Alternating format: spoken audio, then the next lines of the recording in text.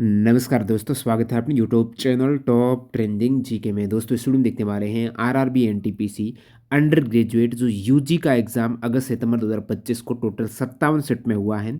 NTPC syllabus में mention कर रखा है साहित्य का, लिटरेचर का। तो साहित्य और बुक्स एंड ऑथर से टोटल 57 सेट में 44 क्वेश्चंस पूछे गए हैं। कहने का मतलब लगभग हर सेट में एक सवाल आया है और ये सभी सवाल महत्वपूर्ण है एनटीपीसी सिविल 2 एग्जाम्स के लिए, क्योंकि same syllabus same exam conducting agency है। एंड तक बने रहेगा, सारे सवाल डिटेल में देख। यहाँ आप देखेंगे ये टोटल आपके 2280 क्वेश्चंस का विवरण है जो 57 सेट में यूजी एग्जाम हुआ है सितंबर 2025 में। और आप नंबर ऑफ क्वेश्चंस देख सकते हो विषय वाइज। यहाँ पर अपन जैसे कि प्रत्येक सवाल को डिटेल में यहाँ पर ये दे रखा है। आप ई बुक लिख सकते हो हमारी वेबसाइट से। कूपन कोड भी मैं बता दूंगा, एंड तक बने रहना, 25% ऑफ मिल जाएगा। इधर आप साहित्य का देखेंगे, भारतीय साहित्य टोटल 23 सवाल पूछे हैं। पुस्तक लेखक से 10 सवाल है। 10 सवाल पुस्तक लेखक कौन सी? Old books and author. बाकी नीचे आते हैं, ये टोटल 23 सेक्शन में अपना है, जिसमें हिस्ट्री और जियोग्राफी, पॉलिटी, इनको थोड़ा और उप विषय में वर्गीकृत किया है जहाँ से सवाल रिपीट हुए थे। अब नीचे देखेंगे करंट अफेयर्स में। करंट अफेयर्स में भी ये सब टॉपिक में अपन ने वर्गीकृत किया है और इसमें भी बुक्स एंड ऑथर से सवाल पूछे गए हैं। जो लास्ट में डाल रखा है 14 क्वेश्चन से, ये करंट की बुक्स एंड ऑथर हैं। तो 23 और लगभग यहाँ इस वीडियो में करंट की बुक्स एंड ऑथर के 14 क्वेश्चंस देखें, साहित्य के 23 क्वेश्चंस देखेंगे, ओल्ड बुक्स एंड ऑथर के 10 क्वेश्चंस है। इस प्रकार कुल मिलाकर 44 क्वेश्चंस डिटेल में देखते हैं। तो सीधा ही अपन क्लिक करते हैं यहाँ पर भारतीय साहित्य पर, क्लिक हियर, और यहाँ पर पहुँच गए हैं भारतीय साहित्य।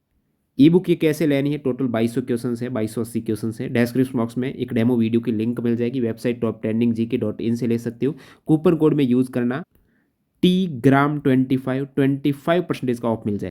बाकी 2025 और 26 रेलवे एग्जाम कोई भी आप टारगेट किया है, 2025 की भर्ती आ चुकी है, एनटीपीसी की आ गई है, एएलपी टेक्नीशियन है, ग्रुप डी की अभी एग्जाम होना है। सारे एग्जाम्स के मॉक टेस्ट आपको टेक्स्ट बुक पास प्रो में मिल जाएंगी। पास प्रो मैक्स लेंगे, स्टडी नोट्स भी मिल जाएगा। लेटेस्ट एग्जाम 2024-25 है, इनके इंटरफेस पर इनके जो पैटर्न है, यही सवाल PYQ भी यहाँ पर इंक्लूड है। लिंक डिस्क्रिप्शन बॉक्स में है। कूपन कोड TTG की यूज़ करना, आपको मैक्सिमम डिस्काउंट मिल जाएगा और आप रिन्यू भी करा सकते हो। आने वाले एक साल की वैलिडिटी में इंडिया में 800 प्लस के एग्जाम के मॉक टेस्ट आपको PYQ सही से, section wise mock test, analysis वगैरह मिल जाएगा सब कुछ। चलिए सबसे पहले देखते हैं 23 क्वेश्चंस भारतीय साहित्य इंडियन लिटरेचर से जो पूछे गए हैं। सवाल नंबर 296 से 318। तो यहाँ पर पहला सवाल आपके समक्ष साहित्य का, निम्नलिखित में से कौन सा प्रभावशाली कवि उल्टबासी, जिसे उल्टबांसी भी लिखा जाता है, इस किस कौन से कवि हैं? तो ये उल्टबासी के प्रयोग के लिए प्रसिद्ध थे। जो विरोधाभासों, उल्टबासी यानी विरोधाभासों और रहस्यों से युक्त एक विशिष्ट काव्य शैली है उल्टबासी। कौन थे? कबीर। तो संत कवि कबीर उल्ट बांसी नामक विशिष्ट काव्य शैली के प्रयोग के लिए प्रसिद्ध थे। उल्टबासी का शाब्दिक अर्थ है उल्टा कथन, विरोधाभासी यानी प्रतीकात्मक भाषा का प्रयोग किया जाता है। जैसे वृक्ष पर मछली का वास, अब मछली पानी में रहती है लेकिन विरोधाभास देखिएगा, इस टाइप से ये काव्य शैली है उल्टबासी जो कबीर की है। अगला सवाल, चार वेदों में से कौन सा वेद पारंपरिक रूप से गंधर्व वेद के नाम से जाने वाले उपवेद के साथ जुड़ा हुआ है? गंधर्व वेद के साथ कौन सा ये उपवेद है? गंधर्व वेद ये किसका है? ये आपका साम वेद का उपवेद है गंधर्व वेद। तो गंधर्व वेद, साम वेद जो पारंपरिक रूप से गंधर्व वेद नामक उपवेद के साथ जुड़ा हुआ है। साम वेद में मुख्य रूप से साम तो संगीत, मंत्रों के गायन दोनों का संग्रह है, इसलिए इसे भारतीय संगीत का मूल माना जाता है साम वेद को। और गंधर्व वेद भी इसी से जुड़ा हुआ है। गंधर्व वेद कला और संस्कृति पर केंद्रित होने के कारण साम वेद का एक प्राकृतिक विस्तार है, जिसे आप और भी उपवेद देखेंगे। जैसे ऋग्वेद का उपवेद है आयुर्वेद, चिकित्सा विज्ञान। यजुर्वेद का उपवेद है धनुर्वेद जो युद्ध कला है। अर्थवेद, अर्थवेद का उपवेद है शिल्प वेद या अर्थवेद, वास्तुकला, शिल्पकला, शिल्प वेद हो जाएगा अर्थवेद का। नेक्स्ट प्रश्न, ज्ञानेश्वर 1275 ईस्वी मराठी साहित्य में इसलिए एक अद्वितीय स्थान रखते हैं क्योंकि मुख्यत्वे प्रथम और अग्रणी भक्ति कवि थे और मराठी साहित्य में एक अद्वितीय स्थान रखते हैं ज्ञानेश्वर। कैसे कवि थे? प्रथम और अग्रणी भक्ति कवि थे। संकलनकर्ता, इतिहासकार, नाटककार न होकर भक्ति कवि थे, इसलिए ये साहित्य में कवि थे, तभी तो साहित्य में अद्वितीय स्थान है। तो ये ऑप्शन देखते थोड़ा बहुत आइडिया आपको लग जाता। संत ज्ञानेश्वर 1275 से 1296 के बीच में मराठी साहित्य में एक अद्वितीय स्थान रखते थे, क्योंकि वे महाराष्ट्र में भक्ति आंदोलन के प्रथम और अग्रणी कवि थे। उनकी सबसे प्रसिद्ध कृति है ज्ञानेश्वरी, जो भगवत गीता का एक मराठी टीका है। ज्ञानेश्वरी ने मराठी भाषा को साहित्यिक प्रतिष्ठा दिलाई, इसे ज्ञान की भाषा के रूप में स्थापित किया। तमिल के बाद निम्नलिखित में से किस भाषा को 2005 में भारत सरकार द्वारा शास्त्रीय भाषा का दर्जा दिया गया है? शास्त्रीय भाषा का सवाल टीसीएस के हर एग्जाम में पूछा गया है। एनटीपीसी ग्रेजुएट में भी यहाँ पर सवाल आया था। 2005 में शास्त्रीय भाषा का दर्जा कौन सी भाषा को मिला है? तो 2005 की बात करें तो करेक्ट आंसर हो जाएगा संस्कृत में। मैं आपको बता देता हूँ शास्त्रीय भाषा है टोटल अभी 11 हो चुकी हैं। पहले 6 शास्त्रीय भाषा थी, लेकिन 2024 में 5 और क्लासिकल लैंग्वेज है वो जोड़ी गई है। अब शास्त्रीय भाषा सबसे पहली है तमिल, 2004 में जोड़ी गई थी। तमिल पहली शास्त्रीय भाषा।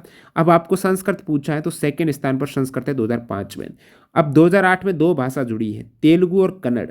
2008 में तेलुगु और कन्नड़, तमिल तो पहले ही थी। 5 में संस्कृत जुड़ी, तेलुगु और कन्नड़ ये 2008 में। मलयालम जुड़ी है 2013 में, और लेटेस्ट सबसे जो अभी 2024 में भी जुड़ी है, लेकिन ओडिशा जो पहले लेटेस्ट भाषा में थी 2014 में ऐड हुई थी ओडिशा। अभी 2024 में 5 और कौन सी क्लासिकल लैंग्वेज ऐड हुई है? तो 2024 में ये भाषा मराठी हो चुकी है, पाली, प्राकृत, असमिया, बंगाली। तो बंगाली हो गई, असमिया हो गई, प्राकृत, पाली और मराठी। तो ये मेजर लैंग्वेज मराठी, असमिया, बंगाली ये अभी क्लासिकल लैंग्वेज हो चुके। प्राकृत और असमिया भी है। अब इसके लिए कुछ नियम कानून कायदे हैं कि एक तो शास्त्रीय भाषा के लिए उसकी प्राचीनता लगभग 1500 से 2000 वर्ष पुराना साहित्यिक पाठ उनका होना चाहिए, ये इसका नियम कानून कहता है। निम्नलिखित में से कौन सी भाषा ग्रीस कर्नाड के साहित्यिक योगदान से सबसे अधिक जुड़ी हुई है? जिसका उदाहरण उनका प्रशंसित नाटक तुगलक है। ग्रीस कर्नाड के साहित्यिक योगदान से सबसे अधिक जुड़ी हुई भाषा कौन सी है? और नाटक तुगलक से भी वो संबंधित हैं, कन्नड़ हो जाएगी। ग्रीस कर्नाड कन्नड़ नाम से आपका याद हो जाएगा। प्रसिद्ध नाटककार और अभिनेता ग्रीस कर्नाड, प्रमुख साहित्यिक योगदान कन्नड़ भाषा में है। उनके प्रशंसित नाटक जैसे तुगलक, ययाति, हयवदन मूल रूप से कन्नड़ में लिखे गए थे और आधुनिक भारतीय नाटक को एक नई दिशा देने के लिए विख्यात हैं। तो ये कन्नड़ के हो जाएंगे ग्रीस कर्नाड। 11वीं से 18वीं शताब्दी तक मध्यकालीन भारत में किस प्रकार का साहित्य सबसे प्रमुख था? 11वीं से 18वीं शताब्दी तक मध्यकालीन भारत में जो साहित्य था वो भक्ति कविता का था। 11वीं से 18वीं शताब्दी के दौरान मध्यकालीन भारत में भक्ति आंदोलन अपने चरम पर था। इस आंदोलन का साहित्य जिसे भक्ति कविता कहा जाता है सबसे प्रमुख था कबीर, तुलसीदास, सूरदास, चैतन्य, गुरु नानक, ये संत उस दरमियान। और इन्होंने अपनी क्षेत्रीय भाषा में हिंदी, मराठी, पंजाबी में सरल कविताएं, भजन रचे जिनका उद्देश्य आम लोगों तक ईश्वर के प्रति प्रेम और सामाजिक सद्भाव का संदेश पहुंचाना था। अगला सवाल, प्रारंभिक तमिल साहित्य में उल्लेखनीय कृति मणिमेकलई। मणिमेकलई को किस प्रकार की साहित्यिक रचना के रूप में वर्गीकृत किया गया है? तो ये महाकाव्य हैं, एपिक हैं। महाकाव्य में कोई महान नायक होता है, वो आपका सेंटर बिंदु उनके शौर्य का, वीरता का, कोई धर्म है, धर्मनिष्ठ वगैरह, कोई पौराणिक, ऐतिहासिक है, इस प्रकार की घटनाओं पर आधारित रहती है एपिक या महाकाव्य, जो यहाँ पर आपको तमिल साहित्य में मणिमेकलाई देखने को मिलती है। मणिमेकलाई प्रारंभिक तमिल साहित्य की एक उल्लेखनीय कृति जो महाकाव्य के रूप में वर्गीकृत है। इसकी रचना कवि सितलाई सतनार ने की थी। मणिमेकलाई की रचना किसने की? इंपोर्टेंट, तो इसके रचनाकार हैं सितलई सतनार। मणिमेकलाई, सितलई सतनार और तमिल साहित्य, ये शिल्पादिकारम महाकाव्य का एक अनुवर्ती सीक्वल है और इन दोनों को अक्सर तमिल के दोहरी महाकाव्य के रूप में जाना जाता है। मणिमेकलाई मुख्य रूप से बौद्ध धर्म से संबंधित सिद्धांत और नैतिकता का वर्णन करता है। निम्नलिखित में से किस वर्ष संस्कृत को भारत में शास्त्रीय भाषा घोषित किया गया है? ऊपर पूछा था 2005 में किसको किया गया, उसमें आंसर था संस्कृत। और यहाँ पर पूछा कि संस्कृत को कब क्लासिकल लैंग्वेज के रूप में शामिल किया गया, तो वो 2005 हो जाएगा। जस्ट उल्टा पूछा है। और शास्त्रीय भाषाएं ऊपर आपने देख ली है, पहले 6 थी, अभी 5 और ऐड हो चुकी है। शुरुआती तमिल थी, 2004 में ऐड हुई थी, और यहाँ पर कुल मिलाकर 11 हो चुकी है। तो शास्त्रीय भाषा के लिए दर्जा देने के लिए एक तो 1500 से 2000 वर्ष की अवधि में उनका प्रारंभिक ग्रंथों का एक उच्च पुरातनता होना है और प्राचीन साहित्य का मूल्यवान कोश हो, साहित्यिक परंपरा का मौलिक होना, अन्य भाषिक समुदायों से ग्रहण न की गई हो, इस टाइप से यहाँ पर ये जरूरी है मानदंड। निम्नलिखित में से किस ग्रंथ को सबसे प्राचीन तमिल व्याकरण कृति माना जाता है? तमिल की व्याकरण कृति सबसे प्राचीन कौन सी है? तो इसमें हो जाएगा तोल काव्यम। तोल काव्यम तमिल की सबसे प्राचीन व्याकरण कृति मानी जाती है, तोल काव्यम। तोल काव्यम को सबसे प्राचीन तमिल व्याकरण कृति मानते हैं। इसकी रचना तोल काप्यार ने की थी। ये ग्रंथ तमिल भाषा के व्याकरण और काव्य शास्त्र संबंधित है। ये संगम साहित्य के समय या उससे भी पहले के काल का हो सकता है। ये प्रारंभिक तमिल भाषा और संस्कृत के बारे में जानकारी के एक अमूल्य स्रोत हैं। और बाकी शिल्पदिकारम और मणिमेखलाई दोनों ही प्रसिद्ध तमिल महाकाव्य हैं। कुरुल या फिर तिरुकुरुल नीति शास्त्र पर आधारित एक प्रसिद्ध तमिल कृति है जिसे तिरुवुल्लूर ने लिखा था। देखिए तमिल के 5 महाकाव्य की बात करें तो शिल्पदिकारम उनमें से एक है। इनके रचनाकार हैं इलंगो अडिकल। इसके 3 भाग हैं शिल्पदिकारम के। रचनाकार उत्तर ध्यान रहना, इलंगो अडिकल हैं शिल्पदिकारम। मणिमेखलाई जो आ रहा बार बार, शीतले सतनार इनके उत्तर हैं। शिवक चिंतामणि इसके उत्तर हैं तिरुत्कदेवर। तिरुत्कदेवर तो ये 3 प्रमुख महाकाव्य हैं, शिवक चिंतामणि, तिरुत्कदेवर, मणिमेखलाई, शीतले सतानार और शिल्पदिकारम इलंगो अडी। अगला प्रश्न देखते हैं यहाँ पर, निम्नलिखित में से किस वेद में विश्ववारा, अप्पाला और घोषा जैसी कुछ महिला विद्वानों का नाम उल्लेखित है जिन्होंने मंत्रों की रचना की थी और ऋषि का पद प्राप्त किया था? तो ये ऋग्वेद में, किस वेद में? विश्ववारा, अप्पाला और घोषा जैसी कुछ महिला विद्वानों का नाम है ऋग्वेद में। इन्होंने मंत्रों की रचना की और ऋषि का पद प्राप्त किया था। ऋग्वेद जो सबसे प्राचीन वेद है, इसमें विश्ववारा, अप्पाला, घोषा, लोपामुद्रा, गार्गी जैसी कई विदुषी महिलाओं का उल्लेख है। इन्हें ब्रह्मावादिनी कहा जाता था। इन्होंने वैदिक काल के दौरान मंत्रों की रचना की थी और ऋषि का दर्जा प्राप्त किया था, जो उस काल में महिलाओं के लिए उच्च बौद्धिक स्तर को दर्शाता है। यजुर्वेद कर्मकांड और यज्ञों से संबंधित है। सामवेद संगीत का है। अर्थवेद जादू टोना, उपचार और लौकिक जीवन से संबंधित है। कौन सा बौद्ध धर्म ग्रंथ स्पष्ट रूप से ये बताता है कि सभी धम्म अनात्म है? सभी धम्म अनात्म है। ऑल धमाज आर विदाउट सेल्फ, यानी बिना आत्मा, अनात्म, विदाउट सेल्फ, जो अनत्ता के सिद्धांत की पुष्टि करता है। अनत्ता के सिद्धांत की पुष्टि करता है। बौद्ध ग्रंथ की बात हो रही है। सभी धम्म अनात्म है, ये कौन सा बौद्ध ग्रंथ? तो ये आपका धम्मपद हो जाएगा। तो धम्मपद बौद्ध धर्म के खुद्दक निकाय का एक प्रसिद्ध ग्रंथ है। इस ग्रंथ में बुद्ध की शिक्षाओं के नीति वचन, नैतिक शिक्षाएं शामिल हैं इस धम्मपद में। ठीक है, और ये स्पष्ट रूप से अंता यानी गैर आत्म, आत्महीनता, इसके सिद्धांत को बताता है। सभी धम्म यानी धर्म होता तत्व, अनात्म है तो अंता बौद्ध धर्म के 3 मूल सिद्धांतों में से एक है। और बाकी उत्तराध्यायन, भगवती सूत्र और कल्प सूत्र तीनों जैन धर्म की महत्वपूर्ण ग्रंथ है, न कि बौद्ध धर्म के जो ऑप्शन में दे रखे। बुद्ध के पूर्व अस्तित्वों में से एक का विवरण देने वाली एकल कथा को निम्नलिखित में से किस नाम से जाना जाता है? बुद्ध के पूर्व अस्तित्व का एक विवरण देने वाली एकल कथा को किस नाम से जाना जाता है? जातक नाम से जाना जाता है। जातक बौद्ध साहित्य की वे एकल कथाएं हैं जो गौतम बुद्ध के पूर्व जन्मों से संबंधित विवरण प्रदान करती हैं, यानी उनके पहले प्रीवियस एग्जिस्टेंस से पहले कौन सा जन्म था वो जातक में। और इन कथाओं में बोधिसत्व के रूप में बुद्ध द्वारा किए गए नैतिक कार्य, उनके जीवन की घटनाओं का वर्णन है। ये कथाएं सांची और भरहुत जैसे स्तूपों की नक्काशी में भी लोकप्रिय रूप से चित्रित की गई है। अतिरिक्त फैक्ट देखें त्रिपिटक की, तो उसमें आपके विनय पिटक, सुत्त पिटक और अभिधम्म पिटक आ जाते हैं। बौद्ध धर्म के 3 मुख्य ग्रंथ हैं। विनय पिटक भिक्षुओं और भिक्षुओं के लिए संघ के नियमों से संबंधित हैं। निम्नलिखित में से कौन भक्ति आंदोलन के प्रसिद्ध कवि संत थे जिन्होंने दोहों, कुप्लेट की रचना करने के लिए जाना जाता है? कबीर दोहों की रचना के लिए जाने जाते हैं, भक्ति आंदोलन से जुड़े हुए हैं। और दोहाज की रचना करने के लिए जाना जाता है, जिन्हें शाकी भी कहा जाता है। कबीर के दोहे उनकी शिक्षाओं का सार प्रस्तुत करते हैं, जो सामाजिक रूढ़ियों और पाखंड पर प्रहार करते हैं और ईश्वर की एकता पर बल देते हैं। भारवी, कालिदास और भाषा प्राचीन भारत में शास्त्रीय संस्कृत साहित्य के प्रसिद्ध नाटककार और कवि थे, भक्ति आंदोलन से नहीं। कालिदास ने कौन सा शास्त्रीय संस्कृत नाटक लिखा है? तो अभिज्ञान शाकुंतलम सभी को पता है कालिदास का है। तो कालिदास ने कई प्रसिद्ध शास्त्रीय नाटक रचित किए हैं, जिनमें अभिज्ञान शाकुंतलम एक प्रमुख नाटक है। ये नाटक राजा दुष्यंत और ऋषि कन्या शकुंतला की प्रेम कहानी पर आधारित है। इसे संस्कृत साहित्य में सर्वश्रेष्ठ कृति माना जाता है। अन्य ऑप्शन में आपके दे रखा है स्वपनवास वदतम। स्वपनवास वदतम रचना है भाषा की। मुद्रा राक्षस किसकी रचना है? विशाख दत्त की। और मृच्छकटिक ये है शूद्रक की रचना। नेक्स्ट है अमीर खुसरो किन दो भाषाओं में योगदान के लिए जाने जाते हैं? अमीर खुसरो फारसी और हिंदवी।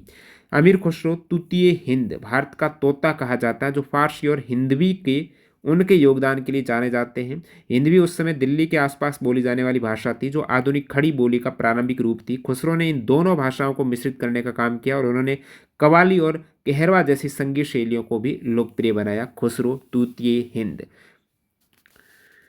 एक सवाल और यहाँ पर रिपीट हुआ, निम्नलिखित में से कौन सा बौद्ध ग्रंथ जिसमें बुद्ध के पूर्व जन्मों से संबंधित कथाएं हैं? बुद्ध के पूर्व जन्मों से संबंधित कथाएं आपको जातक में देखने को मिलेगी और लगभग 547 कथाएं हैं। अर्थशास्त्र की रचना जो ऑप्शन में दे रखा है कौटिल्य ने की थी, ये राज्यों के शासन से संबंधित है। मनुस्मृति दे रखा है, प्राचीन भारत की प्रमुख विधि संहिता है। लो कोड है। पंचतंत्र संस्कृत में विष्णु शर्मा द्वारा लिखी गई पशु कथाओं का संग्रह है। नेक्स्ट सवाल की ओर मूव करते हैं।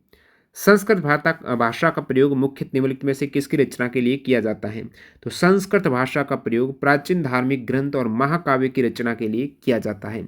संस्कृत भाषा का प्रयोग प्राचीन धार्मिक ग्रंथ जैसे वेद, उपनिषद, पुराण, महाकाव्य जैसे रामायण और महाभारत महाकाव्य हैं, तो इनकी रचना के लिए किया जाता है। ये भाषा सदियों से भारतीय उपमहाद्वीप में ज्ञान, दर्शन और विद्वान की एक विद्वत्तापूर्ण भाषा है, स्कॉलरली लैंग्वेज। नेक्स्ट देखते हैं, पश्चिम में निम्नलिखित में से कौन सा मान्यता प्राप्त जैन ग्रंथ भिक्षु आचरण, उपदेश और काव्यात्मक शिक्षाओं पर अपने छंदों के लिए प्रसिद्ध है? कौन सा यहाँ पर जैन ग्रंथ है जो भिक्षु आचरण, उपदेश और काव्यात्मक शिक्षाओं पर अपने छंद है उनके लिए प्रसिद्ध है? ये हो जाएगा आपके आचारांग सूत्र। आचारांग सूत्र जैन धर्म के श्वेतांबर संप्रदाय का सबसे प्राचीन और मौलिक ग्रंथ। ये मुख्य रूप से जैन भिक्षु उनके आचरण और नियमों के उनके जीवन शैली से संबंधित उपदेश पर केंद्रित है। आचारंग सूत्र श्वेतांबर संप्रदाय। कल्प सूत्र जो ऑप्शन में दे रखा है विशेष रूप से महावीर की जीवनिया और उनके निर्माण का वर्णन करता है। भगवत सूत्र जैन धर्म के 24 तीर्थंकरों की शिक्षाओं और दर्शन से संबंधित है। निम्नलिखित में से किस बौद्ध ग्रंथ को उसके महत्व और शिक्षाओं के कारण प्राय बौद्ध धर्म की गीता कहा जाता है? कौन सा बौद्ध ग्रंथ है उसकी महत्व और शिक्षाओं के कारण उसे बौद्ध धर्म की गीता कहते हैं? वो आपका हो जाएगा धम्मपद। धम्मपद बौद्ध धर्म का एक प्रसिद्ध और सम्मानित ग्रंथ। इसे बौद्ध धर्म की गीता, क्योंकि इसमें गौतम बुद्ध की शिक्षाओं का सार सरल काव्यात्मक छंदों से संकलित है और ये ग्रंथ नैतिकता, मन की शुद्धता और प्रज्ञा विजडम पर केंद्रित है और ये थेरवाद बौद्ध धर्म का एक महत्वपूर्ण हिस्सा है। नेक्स्ट, ये तो आपका हो गया है, बौद्ध धर्म की गीता कहा जाता है। संगम शब्द निम्नलिखित में से किससे संबंधित है? संगम तमिल विद्वानों की एक साहित्यिक सभा है। संगम संगम शब्द का प्रयोग प्राचीन दक्षिण भारत के संदर्भ में तमिल विद्वानों की साहित्यिक सभाओं का या परिषदों को संदर्भित करने के लिए किया जाता है। संगम साहित्यिक सभाओं, तमिल विद्वानों की साहित्यिक सभा किनकी? तमिल विद्वानों की, उनके लिए ये टर्म संगम प्रयोग किया जाता है। माना जाता है कि ये सभाएं पांड्य राजाओं के संरक्षण में मदुरई में आयोजित की गई थी। संगम साहित्य इसी अवधि के दौरान रचित हुआ है। तो ये आपका हो जाएगा तमिल विद्वानों की एक साहित्यिक सभा, विकल्प ए करेक्ट है। प्रारंभिक वैदिक काल में रचित 4 वेदों की मुख्य विषय वस्तु क्या है? प्रारंभिक वैदिक काल में रचित 4 वेदों की मुख्य विषय वस्तु, तो ये प्रार्थना और आपका स्तोत्र गान, ये आपका हो जाएगा प्रार्थना या फिर स्तुति से संबंधित हैं। विकल्प ए करेक्ट है। 4 वेदों की मुख्य विषय वस्तु, प्रारंभिक वैदिक काल में रचित 4 वेद, इनकी मुख्य जो थीम है वो देवताओं की स्तुति में प्रार्थनाओं और भजनों का संग्रह है। ये मंत्र, यज्ञ और अनुष्ठानों के दौरान देवताओं को प्रसन्न करने और उनसे आशीर्वाद मांगने के लिए गाए या पढ़े जाते थे। बाद में वेद जैसे यजुर्वेद, सामवेद अनुष्ठान और धुनों पर केंद्रित थे, लेकिन मूल विषय प्रार्थना ही है। भारतीय संविधान द्वारा संस्कृत को आधुनिक भारतीय भाषाओं में क्यों गिनती किया जाता है? तो क्योंकि ये सभी समकालीन भारतीय भाषाओं के लिए भाषाई मूल के रूप में कार्य करता है। तो भारतीय संविधान यानी संस्कृत को आधुनिक भारतीय भाषाओं में इसलिए गिनती किया जाता है क्योंकि अधिकांश समकालीन उत्तर भारतीय भाषा हिंदी, बंगाली, मराठी, गुजराती के लिए एक मूल है, शुरुआत है। प्रेरणा स्रोत के रूप में कार्य करती हैं। और बाकी यहाँ पर अगला सवाल देखते हैं, मध्यकालीन भारतीय साहित्य के काल में बौद्ध साहित्यिक अभिव्यक्ति और विद्वता के प्रमुख माध्यम के रूप में किस भाषा का पतन शुरू हो गया था? तो ये पाली भाषा का पतन शुरू हो गया था। पाली भाषा बौद्ध धर्म, विशेषकर थेरवाद संप्रदाय के मूल धर्म ग्रंथों त्रिपिटक की भाषा थी। मध्यकालीन भारतीय साहित्य के काल में बौद्धों ने अपने विचारों को व्यक्त करने के लिए क्षेत्रीय भाषाओं और संस्कृत का अधिक प्रयोग करना शुरू कर दिया, जिसके रिजल्ट रहा कि बौद्ध साहित्यिक अभिव्यक्ति के प्रमुख माध्यम यानी पाली भाषा का पतन शुरू हो गया। संस्कृत का नहीं, पाली हो जाएगा। अब ये सवाल ऊपर आपने 23 सवाल देख लिए साहित्य के। अब देखते हैं 10 प्रश्न पूछे गए पुस्तक और लेखक के, जो ओल्ड वाली बुक्स और ऑथर का है। तो यहाँ से सवाल आपका बुक्स एंड ऑथर में पहला सवाल, अकबरनामा के निम्नलिखित में से किस खंड में अबुल फजल ने अकबर के प्रशासन, घराने, सेना, राजस्व और उनके साम्राज्य के भूगोल पर चर्चा की है? तो यहाँ पर आपका हो जाएगा केवल तीसरे खंड में। अकबरनामा का तीसरे खंड में अबुल फजल ने अकबर के प्रशासन के बारे में, घरानों के बारे में, सेना, राजस्व और उनके साम्राज्य के भूगोल पर चर्चा की है। प्रशासन, घराने, सेना, राजस्व और उनके साम्राज्य के भूगोल पर चर्चा की है अकबरनामा के तीसरे खंड में। किसने? अबुल फजल ने। अकबरनामा 3 खंडों में विभाजित है, जिसे अबुल फजल ने लिखा था। केवल तीसरे खंड को आइन ए अकबरी कहा जाता है और इसी खंड में अबुल फजल ने अकबर के प्रशासन, घराने, सेना, राजस्व और साम्राज्य के भूगोल पर विस्तृत चर्चा की है। आइन ए अकबरी, जो अकबरनामा का ही हिस्सा है, अबुल फजल के द्वारा रचित है। अकबरनामा का खंड, पहला खंड अकबर के पूर्वजों का इतिहास है, दूसरे खंड में अकबर के शासनकाल की घटना और तीसरे खंड में प्रशासनिक विवरण से संबंधित है, जो आइन ए अकबरी कहते हो। राम मोहन राय ने वर्ष 1803 में तर्क और सामाजिक पाठ संहिता के माध्यम से विश्व धर्मों का विश्लेषण करते हुए कौन सी दार्शनिक कृति लिखी थी? राम मोहन राय ने 1803 में ये दार्शनिक कृति लिखी थी, जिसका नाम है तूफात उल मुवाहिदीन। तूफात उल मुवाहिदीन। तो राजा राम मोहन राय ने ये कब लिखी? 1803 में अपनी पहली दार्शनिक कृति तूफात उल मुवाहिदीन, जो एकेश्वरवादियों को उपहार, इसका अर्थ है।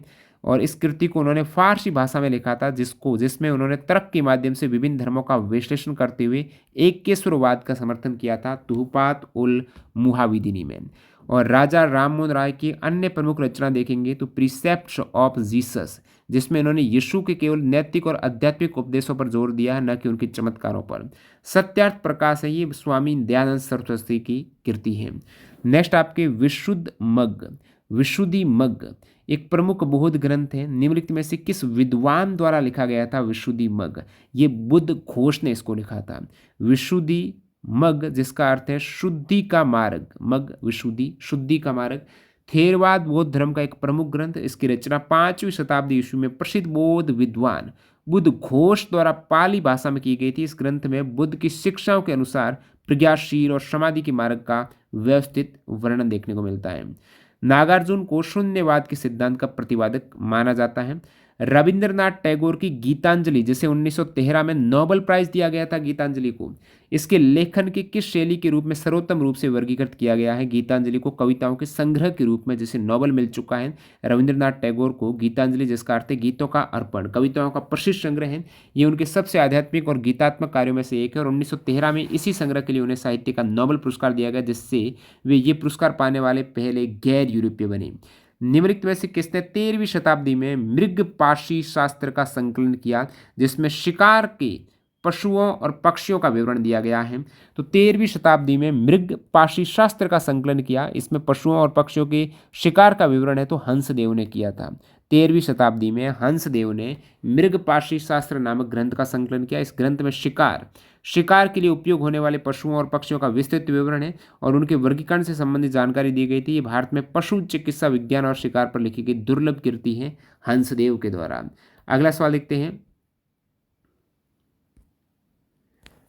अब अगला सवाल है मिडनाइट चिल्ड्रन, इसके लेखक कौन है? ये उपन्यास किसने लिखा है, जो जादुई यथार्थवाद के साथ ऐतिहासिक कथाओं के संकलन के लिए प्रसिद्ध है? मिडनाइट चिल्ड्रन है सलमान रुश्दी का ये उपन्यास है। प्रसिद्ध उपन्यास है मिडनाइट चिल्ड्रन, काफ़ी बार एग्जाम में आ चुका है। इनके ऑथर है सलमान रुश्दी। ये उपन्यास जादुई यथार्थवाद की शैली में लिखा गया है और इसमें भारत की स्वतंत्रता के क्षण पर जन्मे बच्चों की कहानी को भारतीय इतिहास की घटनाओं का साथ बुना गया है और ये इस उपन्यास को 1981 में बुकर प्राइज भी मिला है। सलमान रुश्दी की अन्य प्रसिद्ध कृतियों में आपका शैम, द सैटेनिक वर्सेज और अरुंधति रॉय ने the God of small things उपन्यास लिखा, ये इंपॉर्टेंट है। निम्नलिखित में से किस भारतीय अंग्रेजी लेखक ने काल्पनिक शहर मालगुडी की रचना की थी? काल्पनिक शहर मालगुडी की रचना की थी आर के नारायण ने। आर के नारायण भारत के सबसे प्रसिद्ध अंग्रेजी लेखकों में से एक है जिन्होंने अपने कई उपन्यास, लघु कहानियों के लिए काल्पनिक दक्षिण भारतीय शहर मालगुडी की रचना की थी। यह शहर उनकी कथा साहित्य का केंद्र बिंदु था। आर के नारायण की मालगुडी पर आधारित प्रसिद्ध कृतियां हैं Malgudi days, the guide. Next देखते हैं गीतांजलि कविताओं का एक प्रसिद्ध संग्रह मूल रूप से किस भाषा में लिखा गया था? बंगाली भाषा में लिखा गया था गीतांजलि। नोबेल प्राइज 1913 में साहित्य का मिला है। रविंद्रनाथ टैगोर की ये रचना है और बाद में टैगोर ने स्वयं ही इसका अंग्रेजी में अनुवाद किया था, बंगाली में था मूल रूप से। प्रसिद्ध उपन्यास आनंद मठ की रचना निम्नलिखित में से किस बंगाली लेखक ने की थी? आनंद मठ की रचना बंकिम चंद्र चट्टोपाध्याय ने की थी। बंकिम चंद्र चट्टोपाध्याय ने 1882 में की। ये उपन्यास सन्यासी विद्रोह की पृष्ठभूमि पर आधारित था। इसमें प्रसिद्ध देशभक्ति गीत वंदे मातरम शामिल हैं आनंद मठ में ही, जो कि बंकिम चंद्र चट्टोपाध्याय ने लिखा है और इसी में वंदे मातरम शामिल हैं जो भारतीय स्वतंत्रता आंदोलन का प्रेरणा स्रोत। बाकी बंकिम चंद्र चटर्जी की अन्य प्रसिद्ध कृतियों की बात करेंगे तो उसमें कपाल कुंडला और देवी चौधरानी। नेक्स्ट देखते हैं निम्नलिखित में से किसने उपन्यास गोदान लिखा, जिसे आधुनिक हिंदी साहित्य का एक उत्कृष्ट उपन्यास माना जाता है? गोदान उपन्यास है दोस्तों मुंशी प्रेमचंद का। गोदान उपन्यास मुंशी प्रेमचंद है और ये उपन्यास भारतीय किसानों के शोषण, ऋण, गरीबी और उनके सामाजिक आर्थिक संघर्षों का एक यथार्थवादी और मार्मिक चित्रण है। मुंशी प्रेमचंद के अन्य प्रसिद्ध कृतियों में गबन, कर्मभूमि, रंगभूमि, मानसरोवर ये प्रमुख हैं। तो ये आपके टोटल 10 क्वेश्चंस पूछे गए हैं पुस्तक और ऑथर से, 23 क्वेश्चन साहित्य के। अब बुक्स एंड ऑथर के कुछ और क्वेश्चंस हैं जो करंट अफेयर से पूछे गए हैं, वो भी देख लेते हैं। नीचे बढ़ते हैं, करंट अफेयर्स पर आते हैं जो लगभग 750 क्वेश्चन करंट अफेयर्स के हैं। इसमें बुक्स एंड ऑथर सबसे नीचे आपका दे रखा है 17 नंबर पर। क्लिक हियर पर क्लिक करते हैं और ये आ गए बुक्स एंड ऑथर के सवाल, 14 क्वेश्चंस करंट अफेयर्स के। चलिए पहला प्रश्न, सोफी एल्महर्स्ट की किस पुस्तक को वर्ष 2025 में Nero book of the year पुरस्कार से सम्मानित किया गया है? सोफी एल्महर्स्ट की ये पुस्तक है, इसको Nero book of the year award मिला 2025 में। ऑप्शन आपका डी यानी मोरिस एंड मार्लिन करेक्ट है, Morris and Marlin. New Delhi विश्व पुस्तक मेला 2025 में लॉन्च की गई पुस्तक, नई दिल्ली के विश्व पुस्तक मेला में ये लॉन्च हुई है 2025 में। पुस्तक का नाम है the history and stars of the world's greatest sporting event from Athens 1896 to Paris. 2024 के लेखक कौन हैं? इतनी बड़ी यहाँ पर title, the history and stars of the world's greatest sporting event from Athens to Paris 2024। इनके ऑथर हैं आपकी विजयन बाला। विजयन बाला ने लिखी है। नई दिल्ली विश्व पुस्तक मेला 2025 में 1 से 9 फरवरी भारत मंडपम नई दिल्ली में ये हुआ है पुस्तक मेला और ये पुस्तक ओलंपिक के इतिहास के बारे में है। ठीक है, अब 2025 की प्रमुख पुस्तकें आप सभी देख सकते हैं। अपन आगे बढ़ते हैं। भारत की किस लेखक ने वर्ष 2025 के KLF बुक अवार्ड्स में many lives of Shahida x, the many lives of Shahida x के लिए डेब्यू श्रेणी का पुरस्कार जीता है? तो KLF बुक्स अवार्ड में many lives of Shahida x के लिए ये पुस्तक के लेखक कौन है जिन्होंने डेब्यू श्रेणी का पुरस्कार जीता है? नेहा दीक्षित हो जाएगी। KLF बुक्स अवार्ड में कलिंगा लिटरेसी फेस्टिवल आप कहेंगे KLF, और the money lives of Shahida x author के लिए डेब्यू पुरस्कार श्रेणी में नेहा दीक्षित ने जीता है। नेक्स्ट बात करते हैं अप्रैल 2025 में प्रकाशित पुस्तक द चर्न है, इसके लेखक कौन है? अप्रैल 2025 में प्रकाशित है, लेखक है डॉक्टर विजय दर्डा। किस लेखक ने वर्ष 2025 में the Himalayan in A small house पुस्तक प्रकाशित की है, जिसमें एक हिमालयी गांव का जीवन का वर्णन है? ये की है दोस्तों अनुराधा रॉय ने। अनुराधा रॉय करेक्ट है। मई 2025 में विमोचित पुस्तक का नाम है PMO prime minister office through the years को किसके द्वारा लिखा गया है? हिमांशु रॉय ने इसको लिखा है। PMO office through the years, Himanshu Roy. Pankaj Mishra की वर्ष 2025 में प्रकाशित कौन सी पुस्तक में वैश्विक संदर्भ में मध्य पूर्वी संघर्षों का संकलन है? पंकज मिश्रा की वर्ष 2025 में प्रकाशित है वैश्विक संदर्भ में मध्य पूर्वी संघर्षों का संकलन। बुक्स का नाम द वर्ल्ड आफ्टर गाजा, तो world after Gaza Pankaj Mishra की। हार्ट लैम्प पुस्तक का अंग्रेजी में अनुवाद किसने किया, जिससे ये 2025 का अंतर्राष्ट्रीय बुकर पुरस्कार जीतने वाली पहली कन्नड़ कृति बनी है। अंतर्राष्ट्रीय बुकर प्राइज 2025 कन्नड़ कृति है और अंग्रेजी में अनुवाद इसका किसने किया, पुस्तक का नाम है हार्ट लैम्प। करेक्ट आंसर है दीपा भास्ती ने किया है। मई 2025 में पूर्व उपराष्ट्रपति जगदीप धनखड़ द्वारा लॉन्च की गई पुस्तक नाम है दोस्तों चुनौतियां मुझे पसंद हैं। पूर्व उपराष्ट्रपति जगदीप धनखड़ की पुस्तक। तो करेक्ट आंसर है आपका आनंदीबेन पटेल। पूर्व उपराष्ट्रपति वर्तमान में सीपी राधाकृष्णन हैं, पूर्व जगदीप धनखड़। इनकी ये पुस्तक है चुनौतियां मुझे पसंद है, आनंदीबेन पटेल। आनंदीबेन पटेल जो गुजरात की पूर्व मुख्यमंत्री और उत्तर प्रदेश की राज्यपाल रह चुकी हैं और इन्होंने इस पुस्तक में अपने जीवन, राजनीतिक करियर और सामाजिक कार्यों से जुड़ी चुनौतियों और उपलब्धियों का वर्णन किया है। और ये पुस्तक लॉन्च है जगदीप धनखड़ ने की है, लेकिन ऑथर इनके हैं दोस्तों आनंदीबेन पटेल। अप्रैल 2025 में विमोचित की गई AI on trial, AI on trial पुस्तक के ऑथर कौन है, सुजीत कुमार और तौसीफ आलम। जनवरी 2025 में पूर्व उपराष्ट्रपति जगदीप धनखड़ द्वारा लॉन्च की गई पुस्तक parliament powers functions and privileges a comparative constitutional perspective. तो parliament powers functions and privilege a comparative constitutional perspective किसने लिखी है, जिसको लॉन्च किया है पूर्व वाइस प्रेसिडेंट श्री जगदीप धनखड़ ने। तो इस पुस्तक के लेखक कौन हैं, तो correct answer option C doctor K S. Chauhan. किस लेखिका ने 2025 में अपनी दिवंगत मां के साथ अपने संबंधों को दर्शाते हुए संस्मरण मदर मेरी कम्स टू मी, मदर मेरी कम्स टू मी को प्रकाशित किया है, अरुंधति रॉय। किस भारतीय सेना अधिकारी ने ready relevant and resurgent A blueprint for the transformation of India's military नामक पुस्तक लिखी, जिसका अनावरण मई 2025 में रक्षा मंत्री राजनाथ सिंह ने किया है। ऑथर हैं सीडीएस जनरल अनिल चौहान। तो सीडीएस जनरल अनिल चौहान इसका करेक्ट आंसर हो जाएगा। दियासलाई भारत के किस सामाजिक कार्यकर्ता की आत्मकथा है, जिस पर संस्कृति मंत्रालय के अंतर्गत एक स्वायत्त संस्थान इंदिरा गांधी राष्ट्रीय कला केंद्र ने फरवरी 2025 में पूर्व राष्ट्रपति रामनाथ कोविंद की मुख्य अतिथि के रूप में कार्यक्रम में एक समर्पित चर्चा आयोजित की थी। दियासलाई किसकी आत्मकथा है, दियासलाई करेक्ट आंसर हो जाएगा कैलाश सत्यार्थी की। तो ये आपके टोटल 14 क्वेश्चन है करंट की बुक्स एंड ऑथर के। तो इस प्रकार से आपने लगभग 44 के आसपास क्वेश्चंस देखे हैं।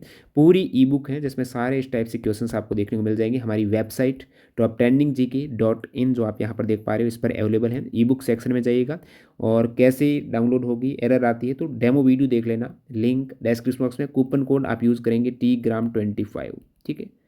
और बाकी जो भी इंपॉर्टेंट ई बुक है सारी आपको मिल जाएगी। टॉप ट्रेंडिंग जीके ऐप पर भी अवेलेबल है, इंस्टॉल कर लेना। मिलते हैं नए वीडियो में, धन्यवाद।